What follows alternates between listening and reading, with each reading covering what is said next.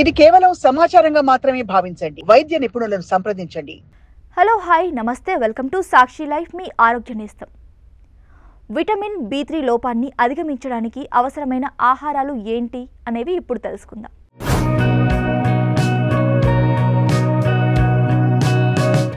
Vitamin B3 లోపం తొలి దశలోనే గుర్తిస్తే ఆహార మార్పులతో సులభంగా నియంత్రించవచ్చు. అయితే తీవ్రమైన లక్షణాలు కనిపిస్తే వెంటనే వైద్యులని సంప్రదించాలి. నియాసిన్ సప్లిమెంట్లు తీసుకునే ముందు వైద్య సలహా తప్పనిసరి, ఎందుకంటే అధిక మోతాదు కాలేయ సమస్యలకు దారితీయవచ్చు. విటమిన్ B3 లోపాన్ని నివారించడానికి మన రోజువారీ ఆహారంలో ఈ పదార్థాలను చేర్చుకోవాలి. మాంసాహారం, చికెన్, ఫిష్, సాల్మాన్, ట్యూనా, అలాగే లివర్. ఇవి నియాసిన్కు అత్యుత్తమ వనరులు. ఒక చిన్న చికెన్ బ్రెస్ట్లో 10 నుంచి 12 మిల్లీగ్రాముల నియాసిన్ లభిస్తుంది. గింజలు, విత్తనాలు, వేరుశెనగలు, బాదం, సూర్యకాంతి విత్తనాలు. 1 కప్పు వేరుశెనగలో 8 మిల్లీగ్రాముల నియాసిన్ ఉంటుంది.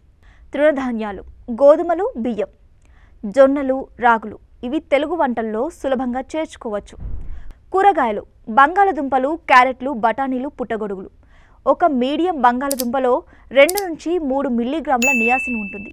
పప్పులు, శనగపప్పు, మినపపప్పు, కందిపప్పు. ఇవి తెలుగు వంటకాల్లో అందరూ వాడే ఆహారాలు. పాల ఉత్పత్తులు, పాలు, పెరుగు, చీజ్. 1 గ్లాసు పాలలో 1 నుంచి 2 మిల్లీగ్రాముల నియాసిన్ లభిస్తుంది. తెలుగు వంటల్లో ఎలా చేర్చాలి? ఉదయం రాగి జావా లేదా జొన్నల రొట్టె తినండి.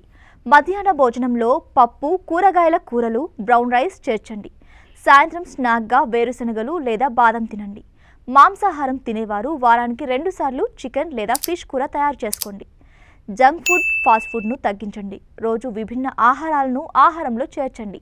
చర్మ సమస్యలు, అలసట, జీర్ణ సమస్యలు కనిపిస్తే వైద్య పరీక్షలు చేయించుకోండి.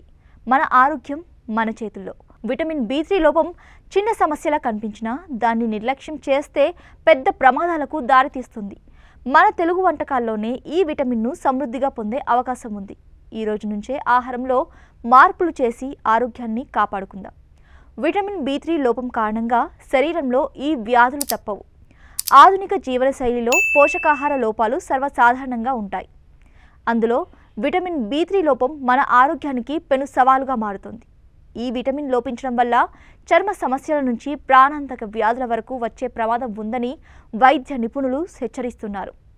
ఏమిటి విటమిన్ B3? దాని లోపం వల్ల ఏం జరుగుతుంది? ఏ ఆహారాలు తినాలి అనేవి ఇప్పుడు తెలుసుకుందాం. విటమిన్ B3 ఎందుకు అంటే, విటమిన్ B3 లేదా నియాసిన్ శరీరంలో శక్తి ఉత్పత్తికి, జీర్ణక్రియకు, చర్మ ఆరోగ్యానికి, నాడీ వ్యవస్థ పనితీరుకు కీలకం. ఇది ఆహారాన్ని శక్తిగా మార్చడంలో సహాయపడుతుంది మరియు రక్తంలో కొలెస్ట్రాల్ స్థాయిలను నియంత్రిస్తుంది. పురుషులకు రోజుకు 16 మిల్లీగ్రాముల, మహిళలకు 14 మిల్లీగ్రాముల నియాసిన్ అవసరమని ఆరోగ్య నిపుణులు చెబుతున్నారు. గర్భిణీ స్త్రీలు, పాలిచ్చే తల్లులకు ఈ మోతాదు కొంచెం ఎక్కువ కావచ్చు. విటమిన్ B3 లోపం వల్ల వచ్చే సమస్యలు ఏంటో ఇప్పుడు తెలుసుకుందాం. విటమిన్ B3 లోపిస్తే శరీరం తీవ్ర సమస్యలను ఎదుర్కొంటోంది. ఈ లక్షణాలను గమనించండి. చర్మ సంబంధిత సమస్యలు, చర్మం ముడతలు పడడం, ఎరుపు దద్దుర్లు, దురద, జీర్ణ సమస్యలు, అతిసారం, వాంతులు, ఆకలి లేకపోవడం, మానసిక సమస్యలు, మతిమరుపు, గందరగోళం, నిరాశ, ఆందోళన. పెలాగ్రా డిసీజ్.